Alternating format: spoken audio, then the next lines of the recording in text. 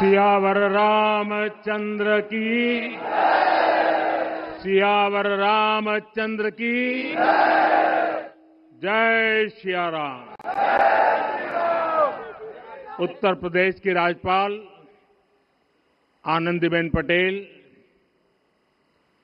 राष्ट्रीय स्वयंसेवक संघ के परम पूजनीय सरसंघ चालक डॉक्टर मोहन भागवत जी, उत्तर प्रदेश के मुख्यमंत्री योगी आदित्यनाथ जी, श्री राम जन्मभूमि तीर्थ क्षेत्र ट्रस्ट के अध्यक्ष पूज्य महंत नृत्य गोपाल दास जी, पूज्य संत समाज, यहां पधारे सभी भक्तगण, देश और दुनिया से इस ऐतिहासिक पल के साक्षी बन रहे कोटि कोटि राम भक्त, देवी और सज्जनों, आज अयोध्या नगरी भारत की सांस्कृतिक चेतना के एक और उत्कर्ष बिंदु की साक्षी बन रही है। आज संपूर्ण भारत, संपूर्ण विश्व राममय है।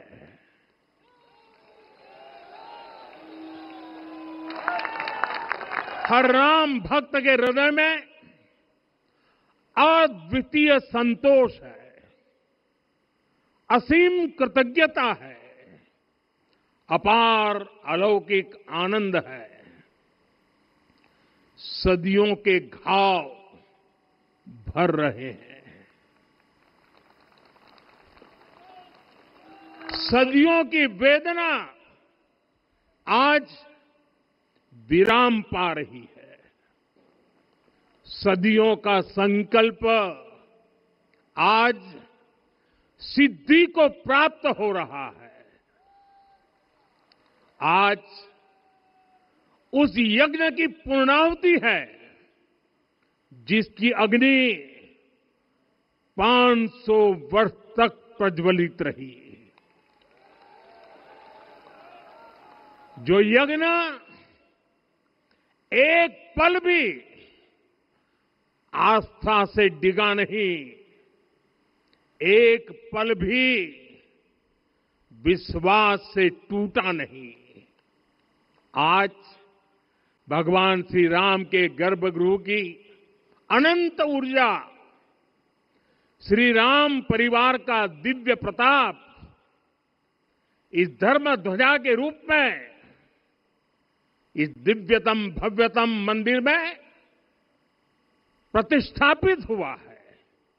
और साथियों, ये धर्म ध्वजा केवल एक ध्वजा नहीं,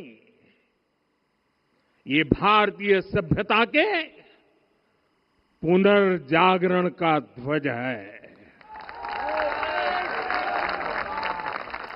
इसका भगवा रंग, इस पर रचित सूर्य वंश की ख्याति, वर्णित ओम शब्द और अंकित कोविदार वृक्ष राम राज्य की कीर्ति को प्रतिरूपित करता है। ये ध्वज संकल्प है, ये ध्वज सफलता है, ये ध्वज संघर्ष से सृजन की गाथा है, ये ध्वज सदियों से चले आ रहे स्वप्नों का साकार स्वरूप है।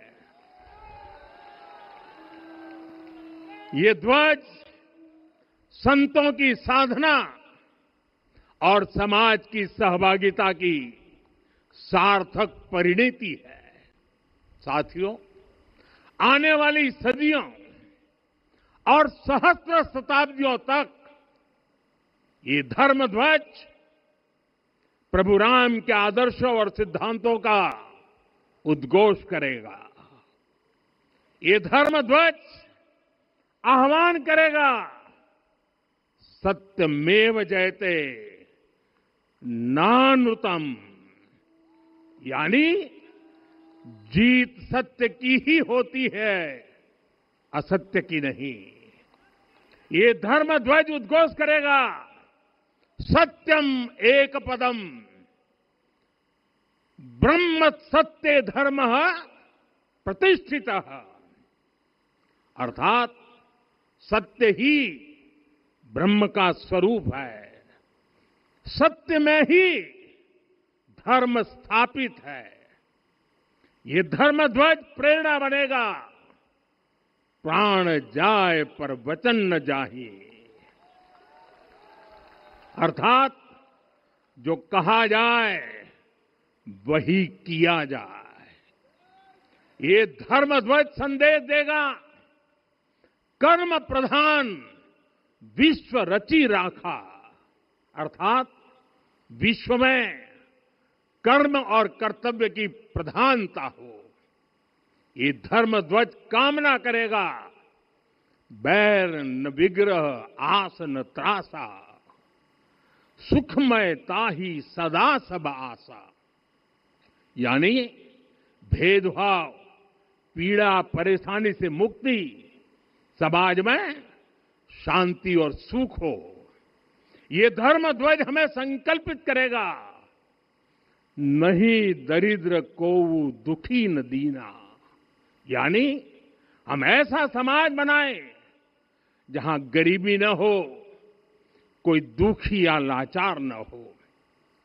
साथियों, हमारे ग्रंथों में कहा गया है, आरोपितम ध्वजम दृष्ट्वा, ये अभिनंदनित धार्मिका ते अपि सर्वे प्रमुच्यते महापातक कोटि भी, यानी जो लोग किसी कारण मंदिर नहीं आ पाते और दूर से मंदिर के ध्वज को प्रणाम कर लेते हैं, उन्हें भी उतना ही पुण्य मिल जाता है।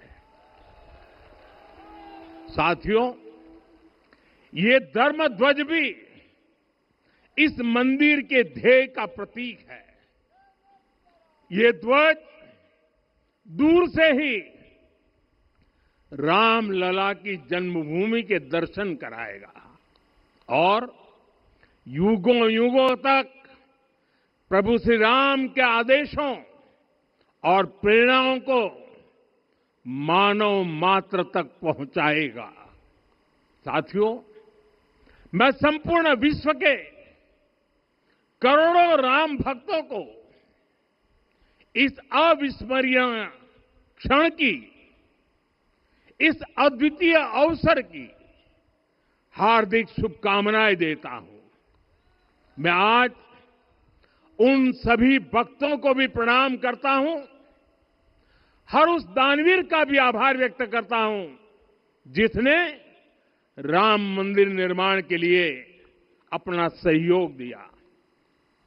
मैं राम मंदिर के निर्माण से जुड़े हर श्रमवीर, हर कारीगर, हर योजनाकार, हर वास्तुकार, सभी का अभिनंदन करता हूं। साथियों, अयोध्या वह भूमि है जहां आदर्श आचरण में बदलते हैं। यही वह नगरी है जहां श्री राम ने अपना जीवन पथ शुरू किया था। इसी अयोध्या ने संसार को बताया कि एक व्यक्ति कैसे समाज की शक्ति से, उसके संस्कारों से पुरुषोत्तम बनता है।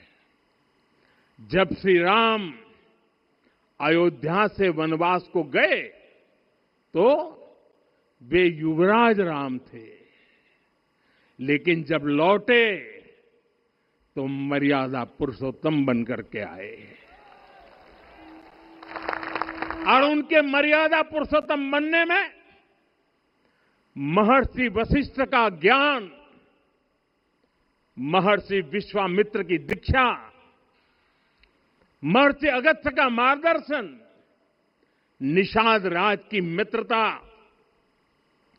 मां शबरी की ममता, भक्त हनुमान का समर्पण, इन सब की अनगिनत ऐसे लोगों की महत्वपूर्ण भूमिका रही है। साथियों, विकसित भारत बनाने के लिए भी समाज की इसी सामूहिक शक्ति की आवश्यकता है। मुझे बहुत खुशी है कि राम मंदिर का दिव्य प्रांगण भारत के सामूहिक सामर्थ्य की भी चेतना स्थली बन रहा है। यहां 7 मंदिर बने हैं।